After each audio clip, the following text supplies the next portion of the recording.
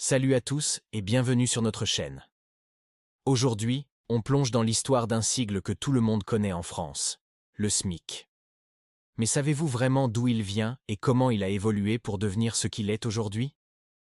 De sa création en 1950 à nos jours, le SMIC est bien plus qu'un simple chiffre sur une fiche de paie. C'est le reflet de 75 ans de lutte sociale, de crises économiques et de débats politiques passionnés. Alors, attachez vos ceintures. On remonte le temps. Notre histoire commence juste après la guerre, en 1950. La France se reconstruit, mais l'inflation est galopante. Pour protéger les travailleurs, le gouvernement met en place le SMIG, le salaire minimum interprofessionnel garanti. Son montant? Tenez-vous bien, l'équivalent de 21 € par mois. À l'époque, c'était une petite révolution.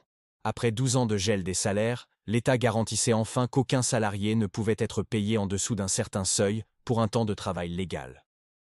C'était un premier pas, une mesure de protection essentielle dans une France encore fragile. Pendant les 20 années qui ont suivi, ce SMIG a connu des augmentations progressives. Il fallait bien suivre le rythme de l'inflation, qui restait assez forte. Par exemple, en 1957, il a augmenté d'environ 7% pour compenser la hausse des prix.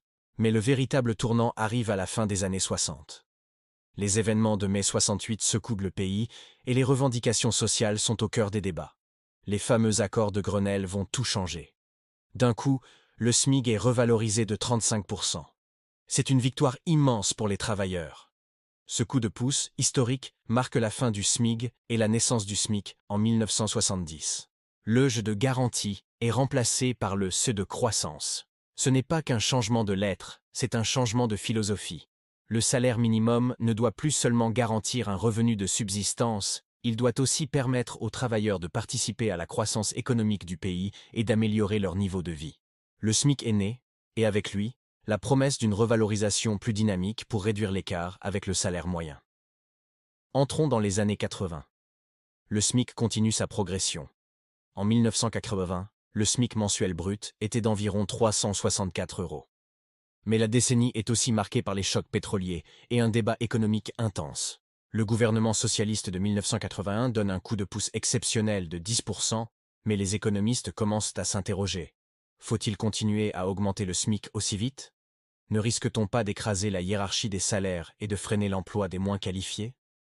C'est le début d'un dilemme qui perdure encore aujourd'hui. Puis vient une autre étape majeure à la fin des années 90. La loi sur les 35 heures de travail hebdomadaire, adoptée en 1998. Pour compenser la réduction du temps de travail sans perte de salaire, le SMIC a bénéficié d'une augmentation de 11%, étalée sur plusieurs années jusqu'en 2002. C'était un ajustement complexe, destiné à moderniser le marché du travail tout en protégeant le pouvoir d'achat des plus bas salaires. Cette période a solidifié le rôle central du SMIC dans les politiques sociales françaises. Depuis le début des années 2000, le SMIC est au cœur de tous les débats sur le pouvoir d'achat. Il augmente plus régulièrement, souvent au rythme de l'inflation, avec quelques coups de pouce plus rares. Si en 2006, sa progression est modérée, la donne change avec les crises. Par exemple, en 2012, il augmente de 2% pour suivre l'inflation. Le résultat est frappant. En 2018, le SMIC mensuel brut atteint 1 525 €, soit plus de 4 fois son montant de 1980. On voit de plus en plus de salariés être payés au SMIC, ce qui pose la question de la smicardisation de l'économie. Et nous voilà aujourd'hui, en 2024, le taux horaire brut du SMIC est de 11,88 €, ce qui représente un salaire mensuel brut de 1801,80 € pour une semaine de 35 heures. Si on se projette en 2025, après déduction des cotisations, le salaire net mensuel tourne autour de 1426 €. L'évolution du SMIC reste directement liée à l'inflation et au coût de la vie. Son but premier, protéger le pouvoir d'achat des travailleurs à faible revenu, n'a jamais été aussi pertinent, surtout avec les récentes poussées inflationnistes. En résumé, depuis ses débuts modestes en 1950, le SMIC a parcouru un chemin incroyable. Il est passé de simple filet de sécurité à un véritable pilier de notre modèle social. Son histoire, c'est l'histoire de la France, avec ses 30 glorieuses, ses crises, ses avancées sociales et ses débats économiques sans fin. Mais aujourd'hui, de nouvelles questions se posent.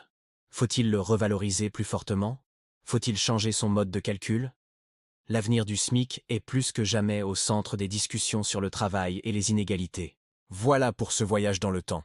J'espère que cette vidéo vous a éclairé sur l'histoire fascinante du SMIC. Qu'en pensez-vous? Le SMIC est-il toujours un outil efficace? Dites-moi tout dans les commentaires, j'ai hâte de lire vos avis. Si vous avez aimé cette vidéo, n'oubliez pas de laisser un pouce bleu, de vous abonner à la chaîne et d'activer la cloche pour ne rien manquer. Merci d'avoir regardé et à très bientôt pour une nouvelle vidéo.